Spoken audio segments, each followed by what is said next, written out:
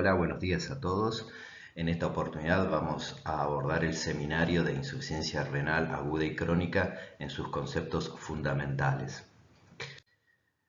Comenzamos definiendo a la insuficiencia renal como la pérdida de la función excretora y también de la capacidad para regular el equilibrio ácido-base, el agua corporal total, los niveles de electrolitos, el metabolismo fosfocálcico, la presión arterial y la secreción de eritropoyetina. Como recordarán en seminarios anteriores, hablamos de las multiplicidades de las funciones del riñón, no solamente su función excretora, sino todo lo que tiene que ver con las cuestiones metabólicas. Por eso el deterioro del funcionamiento renal va a traer un sinfín de situaciones metabólicas que se van a manifestar clínicamente. ¿Y cuáles son esos efectos fisiopatológicos que genera la insuficiencia renal? Primero, como dijimos en la diapositiva anterior, alteraciones del equilibrio hidroelectrolítico con retención hidrosalina, ¿sí? Acumulación por disminución en la función excretora de productos nitrogenados y alteración del equilibrio ácido-base y también de electrolitos.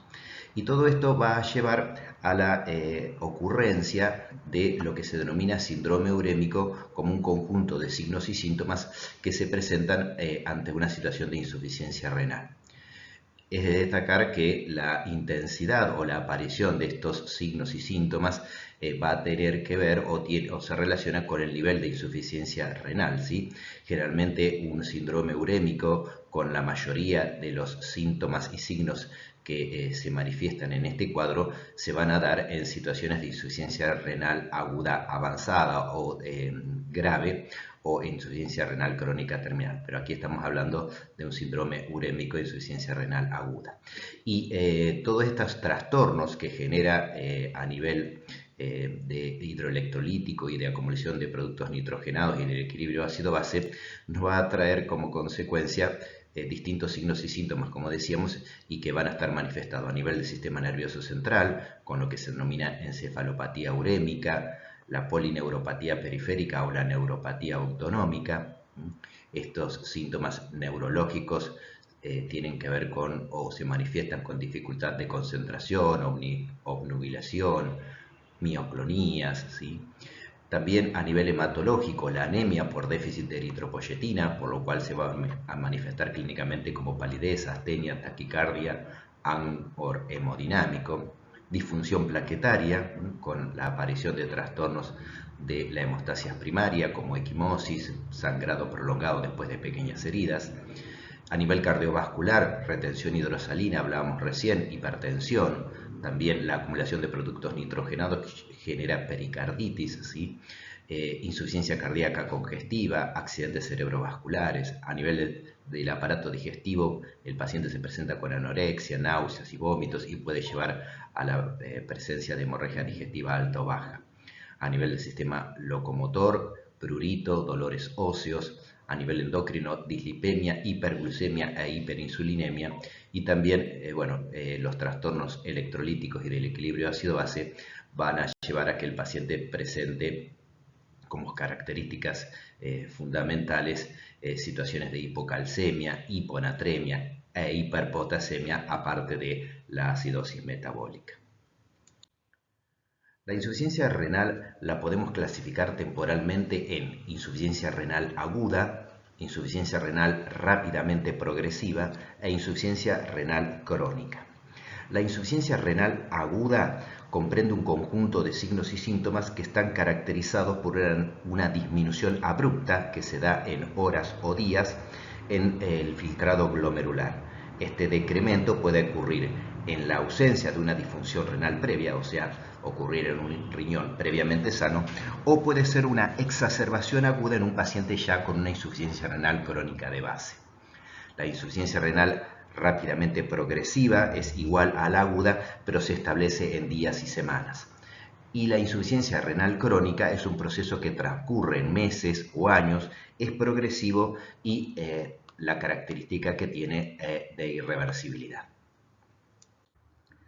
Las guías GADIGO, que son estas guías que analizan y dan recomendaciones sobre diferentes enfermedades renales, definen a la insuficiencia renal aguda con alguno de los siguientes criterios: o incrementos en los niveles de creatinina mayor a 0,3 miligramos por decilitro en 48 horas, o incremento de los niveles séricos de creatinina más de 1,5 veces del valor basal, conocido o sospechado, que ocurre en el lapso de 7 días o menos, o un volumen urinario de menor de 0,5 mililitros por kilo hora en 6 horas. Con algunos de estos parámetros uno puede definir insuficiencia renal aguda. Dentro de la clasificación fisiopatológica de la insuficiencia renal aguda, la podemos clasificar en insuficiencia renal o fracaso renal agudo prerrenal, parenquimatoso renal y postrenal. La insuficiencia renal aguda prerrenal se debe a una disminución del volumen extracelular o de volemia que puede ser absoluto en el sentido de situaciones que generan hemorragia o depresión de volumen, o disminución del volumen extracelular o de la volemia de causa relativa, ¿sí? Insuficiencia cardíaca congestiva y cirrosis que genera hipoperfusión de diferentes tejidos y entre ellos el riñón. A nivel parenquimatoso las podemos dividir en de origen vascular, los diferentes tipos de vasculitis, la hipertensión maligna o la oclusión de los vasos. A nivel glomerular, los diferentes tipos de glomerulonefritis, ¿sí? Origen intersticial, ¿sí? La nefritis intersticial aguda o infiltración intersticial de origen tumoral. Y la más común dentro de las renales, que es la necrosis tubular aguda, que puede tener un origen isquémico o la necrosis tubular aguda de origen tóxico, ya sea por tóxicos exógenos, como diferentes fármacos y contrastes o sustancias de contrastes, o tóxicos endógenos, pigmentos o proteínas que generan lesión del endotelio del túbulo renal.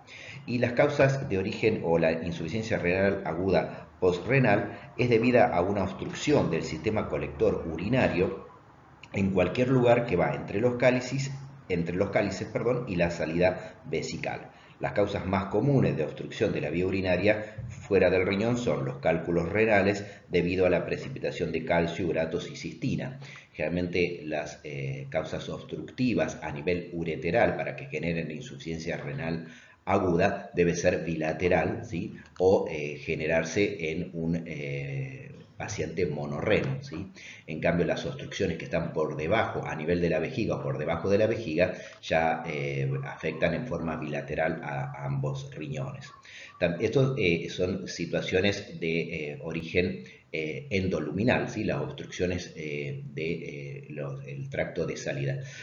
También hay situaciones de compresión extrínseca de la vía urinaria que puede generar obstrucción al tracto de salida, como son las neoplasias ginecológicas o la fibrosis retroperitoneal, que generan alteración del flujo de salida a nivel urinario.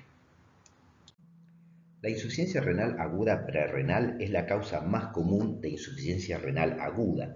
Se presenta en el 60-70% de los pacientes de la comunidad y en el 40% de los casos que son adquiridos en forma intrahospitalaria. Representa una respuesta funcional a la hipoperfusión renal que no está asociada a lesión estructural inicialmente, pero aumenta el riesgo de desarrollar una insuficiencia renal intrínseca o renal, y la sostenida hipoperfusión renal puede dar lugar a una lesión renal irreversible. Las causas más comunes de lesión aguda prerrenal, como vimos anteriormente, son aquellas en las que se genera una reducción absoluta del volumen intravascular, como por ejemplo en situaciones de hemorragia, diarrea o vómitos, donde hay una disminución del volumen extracelular o de la volemia, pero en forma relativa, en situaciones de insuficiencia cardíaca, infarto, lesión vascular, o en situaciones de vasodilatación periférica o hipotensión resultante, como shock anafiláctico, septicemia, infecciones graves y demás, donde el común denominador es la hipoperfusión a nivel renal. Esta insuficiencia renal aguda prerrenal con una disminución del aporte sanguíneo, como dijimos, esta hipoperfusión renal puede dar lugar a una lesión renal irreversible y se va a manifestar, dependiendo de la intensidad y de la duración de la misma, en, obviamente, entre otros trastornos, una disminución del volumen urinario que puede ir de la oliguria o la anuria total. La insuficiencia renal aguda de origen renal, en esta ya existe daño histológico como elemento patognomónico, ¿sí? El evento más destacado es el daño que se produce en las células tubulares, ¿sí? Y dentro de las insuficiencias renales agudas parenquimatosas, la necrosis tubular aguda isquémica es la que se lleva el mayor porcentaje de las causas, en un 50%. Tenemos también necrosis tubular aguda de origen tóxico y la necrosis tubular intersticial o idiopática en un 10%. Las glomerulonefritis se llevan un 5% de las causales de insuficiencia renal aguda de origen renal, ¿sí? Este tipo de clasificación se refiere a la zona principal de lesión, pero debido a que los vasos renales y el sistema tubular son interdependientes en lo que se refiere a su función, la lesión de los vasos sanguíneos renales puede lesionar el túbulo y las lesiones tubulares primarias pueden dañar los túbulos sanguíneos renales. Por eso hay una interdependencia, ¿sí? Algunas causas de lesión aguda intrarrenal, lesión de pequeños vasos o a nivel glomerular, las vasculitis, los émbolos de colesterol o las diferentes tipos de glomerulonefritis aguda, una lesión epitelial tubular, la necrosis tubular aguda debido a isquemia o necrosis tubular aguda debido a toxinas, y la lesión intersticial renal como la pielonefritis aguda o la nefritis intersticial alérgica aguda como causantes más frecuentes. La insuficiencia renal aguda renal, como dijimos, la necrosis tubular isquémica es la causa más frecuente, ¿sí? Las zonas más vulnerables son el segmento S3 del túbulo proximal y la rama ascendente gruesa del asa de Henle, ¿sí? Dado que tienen altas demandas metabólicas y un flujo sanguíneo pobre proveniente de la vasa recta, de tal manera que la PO2 en el córtex renal, que es donde se encuentran estos segmentos, oscila entre 50 y 100 milímetros de mercurio, y en la médula puede llegar a ser esa PO2 tan baja como entre 10 y 15 milímetros de mercurio. La necrosis tubular isquémica aguda. La isquemia grave del riñón puede deberse a un shock circulatorio o a cualquier otro trastorno que deteriore gravemente el aporte sanguíneo a los riñones. Si la isquemia es lo suficientemente intensa para alterar gravemente el transporte de oxígeno y nutrientes a las células epiteliales tubulares, y si la agresión es prolongada, pueden lesionarse o destruirse estas células epiteliales de los túbulos. Cuando se produce este daño, las células tubulares se desprenden, ¿sí? Y taponan muchas de las nefronas de manera que las mismas quedan bloqueadas para producir orina, ¿sí? Entonces, y una de las características, aparte de la necrosis y el taponamiento, la obstrucción tubular que se generan por estas células desprendidas, ¿sí? A partir de la injuria tubular, esta necrosis del epitelio también va a impedir la reabsorción de sodio por la alteración de esta indemnidad del epitelio tubular. Y esto es un dato importante, el tema de la reabsorción de sodio, que lo vamos a ver más adelante, ¿sí? Entonces, la necrosis tubular isquémica aguda, una de las características que genera es esto, ¿no? La necrosis del epitelio con obstrucción de los túbulos, ¿sí? Por depósito de las células necrosadas y alteración de la reabsorción de sodio. ¿Cómo llegamos al diagnóstico de la insuficiencia renal aguda? Como cualquier otra patología, es fundamental la anamnesis y el examen físico antes de apoyarnos en algún estudio de laboratorio o estudio complementario. Y en la anamnesis nos vamos a concentrar o a centrar en los síntomas y signos que relata el paciente que nos consulta, que nos van a ir orientando, sí, obviamente, y de la búsqueda de antecedentes por parte de nuestro interrogatorio que nos pueda hacer sospechar la presencia de una patología renal. Obviamente todo esto complementado con el examen físico, donde podemos detectar algunos signos que tienen que ver en este caso con causas de insuficiencia renal aguda, por ejemplo la presencia de edemas, ¿sí? Por la retención hidrosalina, anemia, ¿sí? Por el déficit de eritropoyetina, entonces podemos ver palidez cutánea mucosa, un característico aliento urémico que tienen estos pacientes, ¿sí?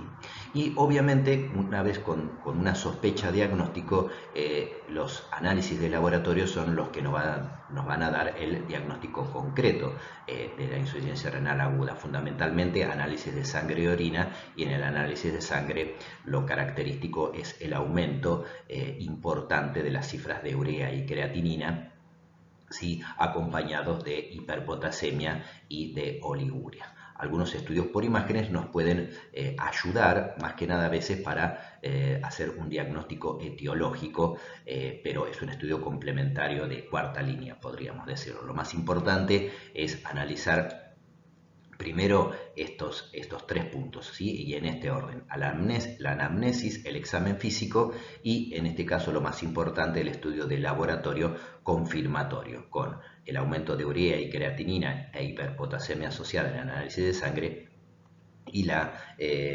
constatación de la disminución del volumen urinario u oliguria, ¿sí?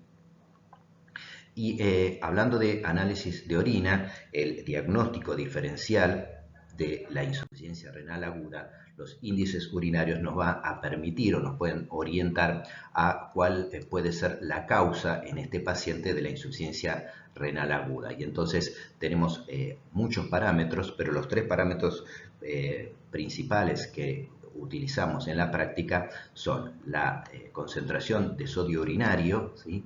La excreción fraccionada de sodio, la excreción fraccionada de urea y la osmolaridad urinaria, ¿sí? Las características de estos valores nos van a ayudar o a determinar si esa insuficiencia renal aguda puede ser prerrenal, que era una causa muy frecuente, recordemos, o ya de origen renal. Y dentro de origen renal, recuerden, la más común era la necrosis tubular aguda, ¿sí? La excreción, el sodio urinario. El sodio urinario en la insuficiencia renal de origen prerrenal va a estar disminuido, en cambio la necrosis tubular aguda va a estar aumentado. ¿Y por qué? Era lo que vimos en las diapositivas anteriores, cuando vimos que había una necrosis tubular aguda con desprendimiento de las células tubulares. Estas generaban obstrucción, ¿sí?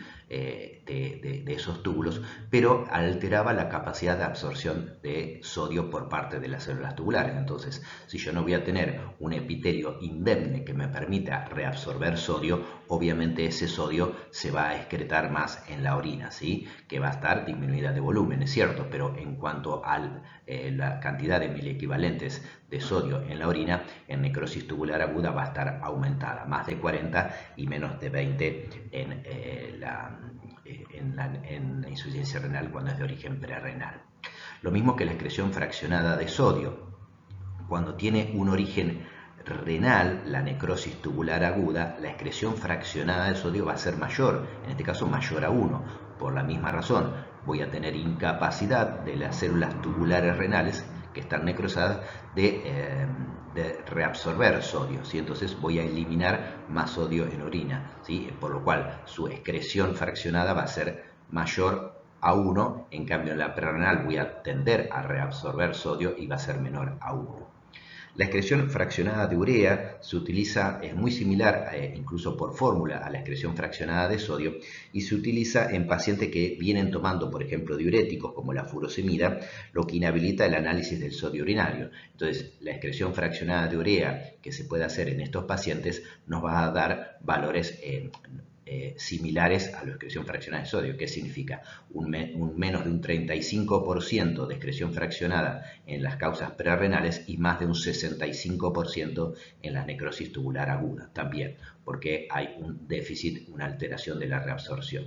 Y la osmolaridad urinaria, obviamente la osmolaridad urinaria va a estar aumentada en las causas prerrenales, ¿sí? Va a haber oliguria, voy a tratar de retener para recomponer ese volumen extracelular que ha disminuido, ¿sí? Recuerden cuando vimos en seminarios anteriores, ahí va a haber una avidez y se van a poner en marcha múltiples mecanismos para la secreción de aldosterona y el sistema renina-angiotensina-aldosterona, que van a llevar a una reabsorción de sodio-agua, lo que va a aumentar la osmolaridad urinaria en forma notable. En cambio, en la necrosis tubular aguda, esa osmolaridad urinaria va a estar baja porque no va a poder cumplir por este daño de las células tubulares una de sus funciones, que era la reabsorción y el mantenimiento de la osmolaridad. Entonces la osmolaridad urinaria en la necrosis tubular aguda va a estar baja en menos de 400. La excreción fraccional es la fracción de una sustancia X filtrada que finalmente es excretada en orina. La forma de determinar qué porcentaje del sodio filtrado finalmente es excretado es lo que se utiliza o lo que se denomina la excreción fraccionada de sodio, ¿sí? Y se determina dividiendo la relación urinaria sanguínea de sodio sobre la relación urinaria sanguínea de creatinina, y todo esto multiplicado por 100. Esta es la fórmula de la fracción excretada de sodio, ¿sí? O la excreción fraccionada de sodio, ¿sí?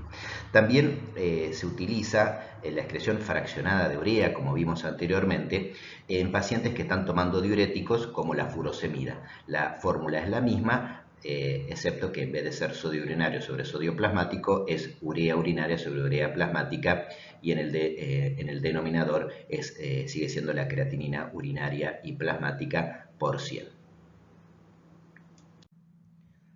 Algunas de las causas de insuficiencia renal aguda posrenal son la obstrucción bilateral de los uréteres o de la pelvis renal, causada por cálculos o coágulos sanguíneos grandes, la obstrucción vesical y la obstrucción de la uretra. En este cuadro de la izquierda podemos ver un poco más amplificado estas causas que acabamos de nombrar, y las podemos subdividir o dividir en las causas que generan obstrucción alta a nivel renal, ¿sí? Como pueden ser las nefrolitiasis, la necrosis papilar, ¿sí? O los coágulos sanguíneos a nivel intrínseco, y las compresiones extrínsecas, ¿sí? Que pueden generarse a nivel ureteral por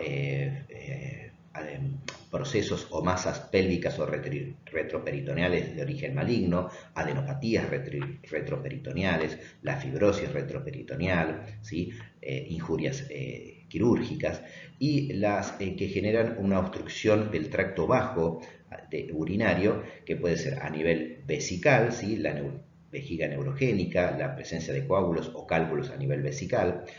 A nivel prostático, la causa más común, la hiperplasia prostática benigna, ¿sí? Que genera una obstrucción al flujo de salida urinario a nivel vesical, y las alteraciones uretrales, como pueden ser alteraciones estructurales con fibrosis, fimosis o la presencia de válvulas uretrales. ¿Y cuál es el mecanismo fisiopatológico por el cual esta obstrucción genera una insuficiencia renal aguda de origen posrenal, con oliguria o incluso anuria?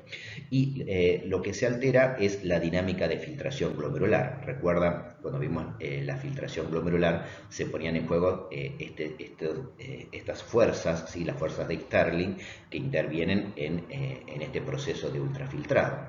Y teníamos la presión hidrostática glomerular, que era la fuerza que favorecía la filtración del capilar hacia la cápsula de Bowman, y las fuerzas que se oponían, que eran la presión coloidosmótica glomerular y la presión de la cápsula de Bowman.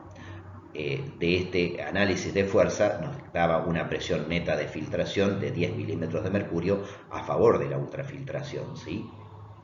¿Qué es lo que se genera cuando hay una obstrucción en el tracto de salida? Lo que va a aumentar es la presión hidrostática de la cápsula de Bowman, ¿sí? Por lo cual va a llegar un punto en que este aumento de la presión va a contrarrestar la presión neta de filtración, y va a impedir la misma, ¿sí? Va a aumentar este valor, y esta presión de filtración, que normalmente neta es de 10 milímetros de mercurio, se va a acercar a 0 o se va a poner en 0 directamente. Y para ir terminando, vamos a dar algunos conceptos de lo que es la insuficiencia renal crónica, ¿sí? También en las guías KDIGO se define la insuficiencia renal crónica como la presencia durante al menos 3 meses de un filtrado glomerular inferior a 60 milímetros por minuto por 1,73 metros cuadrados de superficie corporal y o marcadores de lesión renal. ¿Y cuáles son esos marcadores de lesión renal? La presencia de albuminuria, proteína en la orina, alteraciones del sedimento urinario, alteraciones características del sedimento urinario, la presencia de cilindros y demás, trastornos electrolíticos u otros secundarios a trastornos tubulares, alteraciones histológicas en la biopsia renal, alteraciones estructurales, por ejemplo la presencia de pacientes monorrenos o una historia de trasplante renal, ¿sí? Cualquiera de estos marcadores de lesión renal, aunque no tengamos por ahí un índice de filtración glomerular por debajo de 60, si tenemos algunos de estos marcadores, también nos está hablando de que estamos ante una enfermedad renal crónica, ¿sí? Por ejemplo, ya el hecho de tener una historia de trasplante renal o un paciente monorreno, aunque tenga un filtrado glomerular todavía por encima de 60, ya podemos decir que tiene una enfermedad renal crónica, ¿sí? ¿Y cuáles son algunas de las causas más comunes de nefropatía crónica? Acá las podrán ver en este cuadrito, pero están subrayadas las más comunes, ¿sí? Las que entre las tres se llevan más del 80% de las causas de insuficiencia renal crónica, y que son como trastornos metabólicos la diabetes mellitus, ¿sí? La hipertensión arterial y los diferentes tipos de glomerulonefritis, tanto que ocurren en niños, jóvenes o en adultos, ¿sí?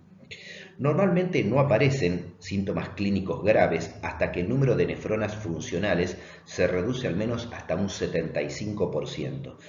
De hecho, las concentraciones sanguíneas relativamente normales de la mayoría de los electrolitos y los volúmenes normales de los líquidos corporales pueden mantenerse hasta que el número de nefronas funcionales se reduce por debajo del 20 o el 25% de lo normal. ¿Qué es el síndrome urémico? Ya lo vimos cuando vimos síntomas y signos de insuficiencia renal aguda, y el síndrome urémico es un conjunto de signos y síntomas que se da por la alteración de la función del riñón, que recordemos no era solamente excretora, sino que tenía múltiples funciones también a nivel del equilibrio ácido-base y hidroelectrolítico, ¿sí? Entonces, generalmente lo que vamos a observar son pacientes con edema generalizado por la retención hidrosalina. Vamos a objetivar acidosis metabólica por la incapacidad del riñón para excretar protones, la acumulación de productos de desecho nitrogenado con la elevación de las cifras de urea y creatinina en forma sostenida, la acumulación de sulfatos, fosfatos, potasio, anemia por déficit de eritropoyetina, acidosis metabólica, retención hidrosalina e hipertensión arterial, ¿sí? Y todas estas alteraciones metabólicas lo que van a generar son un conjunto de signos y síntomas reconocidos como síndrome urémico que, para repasar, recordemos, teníamos fatiga, prurito con palidez por la anemia, la boca gusto metálico o aliento amoniacal o aliento urémico, ¿sí? Disnea de esfuerzo, dolor retroesternal por hipertensión arterial y cardiomegalia, anorexia, náuseas y vómitos y hasta hemorragia digestiva, ¿sí? Por el mismo síndrome urémico, debilidad, impotencia, nicturia, ¿sí? A nivel neuromuscular, entumecimiento de las piernas, calambres, y a nivel neurológico, irritabilidad, ¿sí? Puede llegar a situaciones de estupor y asterixis. Se denomina círculo vicioso de la nefropatía crónica a la nefropatía terminal a esa cascada de eventos que aceleran el deterioro renal y que se inicia con una nefropatía primaria, donde hay una disminución del número de nefronas funcionales, y esto trae aparejado como una cuestión de compensación, una hipertrofia y vasodilatación de las nefronas remanentes, ¿sí? O entre comillas normales, y un aumento de la presión arterial. Estos dos eventos lo que van a llevar es un aumento de la presión glomerular, ¿sí? Y un aumento de la filtración glomerular, o ambas, ¿sí? Y esto va a generar más deterioro glomerular con esclerosis glomerular y con disminución de nefronas remanentes. Y acá se genera este círculo vicioso en donde finalmente el evento final es la aceleración del deterioro renal. Es por eso que el método más eficaz para reducir la pérdida progresiva de la función renal es disminuir la presión arterial, ¿sí?, y la presión hidrostática glomerular usando fármacos como los inhibidores de la enzima convertidora de la angiotensina o los antagonistas de receptores de la angiotensina 2. Bueno, esto es todo, espero que les haya resultado como un análisis básico para interpretar los conceptos fundamentales de la insuficiencia renal aguda y crónica. Buenas tardes y muchas gracias.